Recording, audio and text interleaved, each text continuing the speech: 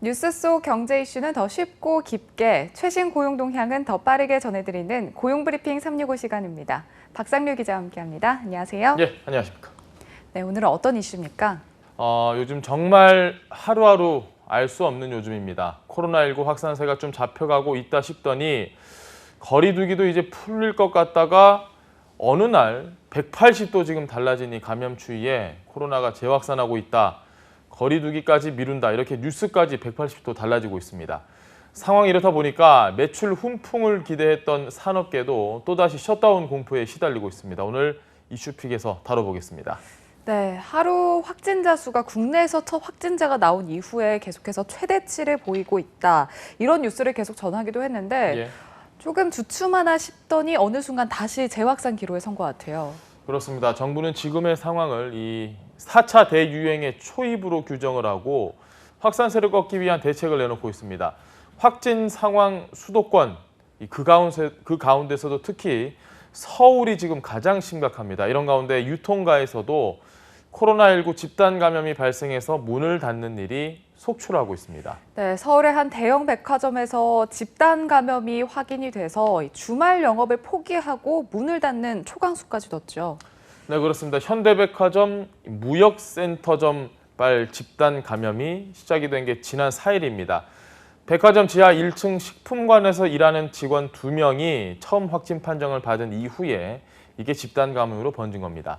관할 구청은 이 백화점 직원 3,600명에 대해 코로나19 진단 검사를 실시하고 있는데요. 첫 확진자가 나왔던 이 지하 매장 직원들은 모두 자가 격리를 한 상황입니다.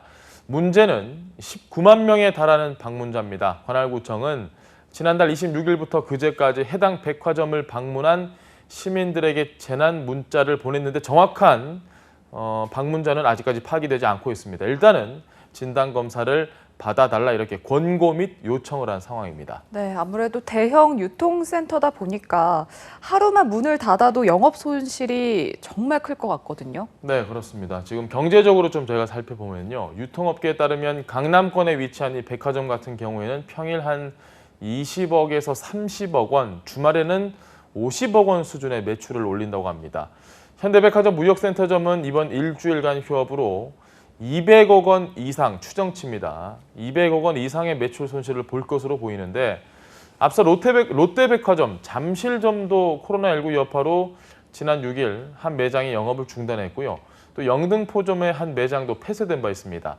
신세계백화점 강남점은 지난 2일 식품관에서 확진자가 나오면서 일부 영업을 좀 중단하기도 했고요.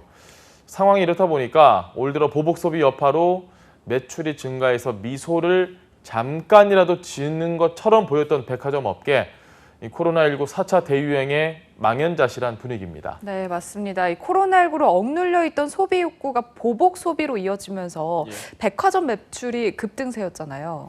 네, 그렇습니다. 지난해 코로나19로 이 백화점 실적이 그야말로 고꾸라졌습니다. 그런데 올 들어서 이른바 말씀하셨던 것처럼 이 보복 소비 현상으로 백화점 3사의 매출이 지난 2월부터 전년 대비 두 자릿수 성장을 이어왔습니다.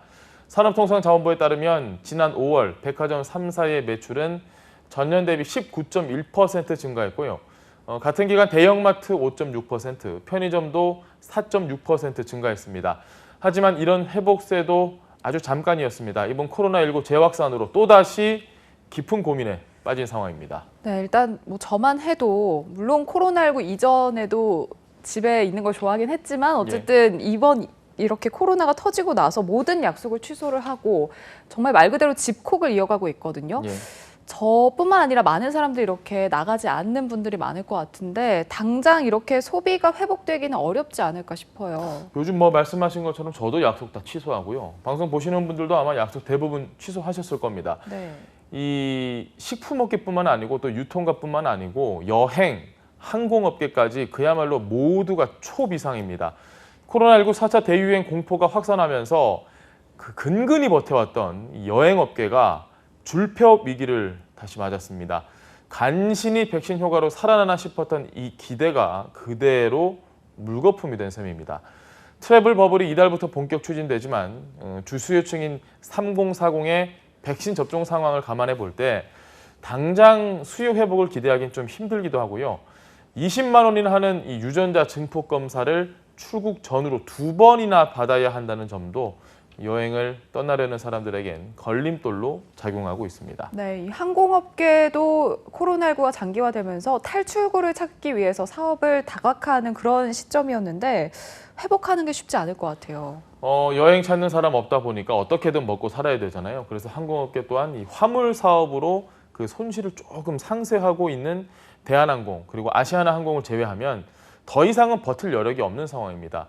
저비용 항공사는 굳이 말할 필요도 없을 정도로 아주 힘든 상황인데요. 올 연말이면 대부분 완전 자본 잠식 상태에 빠지게 됩니다. 델타 변이 확산으로 여행 수요마저 사라지게 되면 고용유지 지원금 연장도 9월에는 모두 다 끝나는 만큼 대규모 구조조정 가능성도 제기되고 있습니다. 네, 유통업계, 항공업계뿐만 아니라 숨통이 조금 트일까 기대했던 극장가도 마찬가지죠. 최근에 극장 가신 기억 있으신가요? 최근에 갔어요. 아, 가셨어요? 네. 사람 거의 없죠. 거의 없고 약간 대관한 것처럼 편하게 봤거든요. 저도 한번 가볼까 싶었을 정도인데 코로나19 재확산세에 예매를 하려던 사람 다 취소하게 됐고 극장가 당연히 울상입니다. 지금 네. 영화관들은 물론 굉장히 철저한 방역으로 집단 감염이 한 건도 발생을 하지 않았긴 하지만 사람들이 불안하잖아요. 영향을 받을 수밖에 없습니다.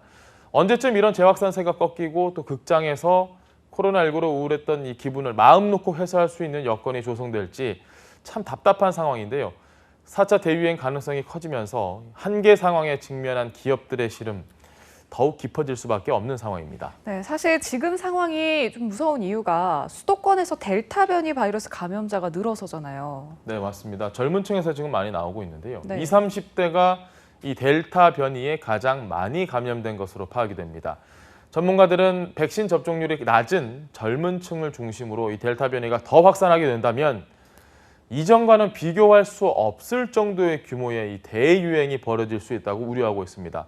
특히 델타 변이 치명률이 낮은 대신에 전염력이 굉장히 강합니다.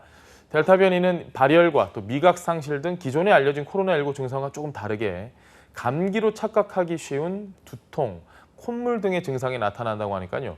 혹시라도 조금이라도 내가 좀 몸에 이상이 느껴진다 싶으면 고민하지 마시고 바로 선별진료소를 가시든지 어떤 식으로든 즉각적인 대처를 해야 될 시점입니다. 네, 오늘 한컷 이슈는 어떤 소식인가요? 네, 오늘부터 이 다중 이용 시설 출입 시 QR코드로 코로나19 예방접종 이력도 간편하게 인증할 수 있게 됩니다. 카카오는 질병관리청과 협력을 해서 QR코드 기반 전자출입명부 서비스에 이 백신 접종 인증 기능을 추가한다고 밝혔습니다. 카카오톡 앱에 QR 체크인 화면에서 접종 정보 불러오기를 누르고 최초 한 번만 동의 절차를 거치면 QR코드에 백신 접종 정보도 함께 담기게 되는 시스템입니다. 이렇게 생성된 통합 QR코드에서는 접종 완료 여부뿐만 아니라 회차별 접종 이력도 확인을 할 수 있고요. QR코드로 또 백신 접종을 인증하는 서비스는 네이버와 토스, 이동통신 3사에서도 똑같이 제공될 예정입니다.